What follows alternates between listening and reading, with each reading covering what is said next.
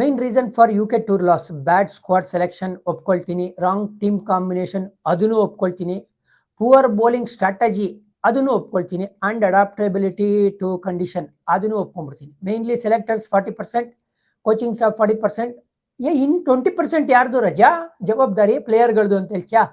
Okay, ಹೌದು, ಮನೋಜ್ ಅವರ observation absolutely bang on ಇದೆ. ಆಮೇಲೆ ನನಗೆ ಇನ್ನೊಂದು ಆಶ್ಚರ್ಯ ಆಗ್ತಾ ಇರೋದೇನು ಅಂದರೆ, ಈ ಒಂದು ಐ ಮೀನ್ ಪಾಯಿಂಟ್ನ ಶುಭ್ಮನ್ ಗಿಲ್ ಅವರು ಕೂಡ ಪ್ರೆಸ್ ಕಾನ್ಫರೆನ್ಸಲ್ಲಿ ಅಡ್ರೆಸ್ ಮಾಡ್ತಾರೆ. ಅದೇನಪ್ಪ ಅಂತ ಹೇಳಿದ್ರೆ, ಈ ಸಣ್ಣ ಒಂದು ಬೈಲ್ಯಾಟ್ರಲ್ ಟೂರ್ನಮೆಂಟ್ ನೋಡಿ, ಐರ್ಲೆಂಡಲ್ಲಿ 2 ಮ್ಯಾಚು, 5 T20 ಮ್ಯಾಚ್ ಇಂಗ್ಲೆಂಡಲ್ಲಿ, ಆಮೇಲೆ 3 ODI ಸರಣಿ. ಬಟ್ ನೀವು ನೋಡಿದ್ರೆ ಫ್ರೀಕ್ವೆನ್ಸಿ ಆಫ್ ಇಂಜುರಿ ಭಾರತದ ಕಡೆ ಸಿಕ್ಕಾಪಟ್ಟೆ ಜಾಸ್ತಿ ಇದೆ ಅಂತ ಅನ್ಸುತ್ತೆ. ವಾಷಿಂಗ್ಟನ್ ಇಂಜೂರ್ ಆಗಿರೋದು, ಬುಮ್ರಾಗೆ ನಿಗಲ್ ಆಗಿರೋದು, KL ರಾಹುಲ್ ಅವರು ಹುಷಾರಿಲ್ಲದೆ ಇರೋದು ಒಂದು ಪಂದ್ಯದಲ್ಲಿ, ಅಂದರೆ ಅದು ಮಾಹಿತಿ ಕೊಟ್ಟಿದ್ದು ನಮಗೆ. ಆಮೇಲೆ ನಮ್ಮ ಪ್ಲೇಯರ್ಗಳು ಪದೇ ಪದೇ ಕ್ರ್ಯಾಂಪ್ಸ್ ಆಗಿ ಅವರು ವಿಕೆಟ್ನ ಬಿಸಾಕ್ತಾ ಇರೋದು.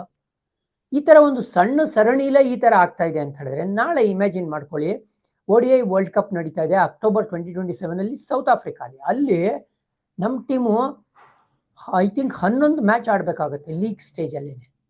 11 ಮ್ಯಾಚ್ ಆಡಬೇಕು ನಾವು ಅಂತ ಹೇಳಿದ್ರೆ, ಮ್ಯಾಚ್ ಆಡು ಟ್ರಾವೆಲ್ ಮಾಡು ಅಂತ ಹೇಳಿದ್ರೆ, ನಾವು ಎಷ್ಟು ಫಿಟ್ ಆಗಿದ್ದೀವಿ ODI ವರ್ಲ್ಡ್ ಕಪ್ಗೆ ಅಂತ ಕೂಡ ಪ್ರಶ್ನೆ ಬರಲ್ವಾ? ಹಾಗಾಗಿ ಇವಾಗಿಂದಾನೇ ಆ fitness, strategy, regime, player identification, short listing ಎಲ್ಲ ಟೀಮ್ ಇಂಡಿಯಾ ಮಾಡಬೇಕಾಗುತ್ತೆ.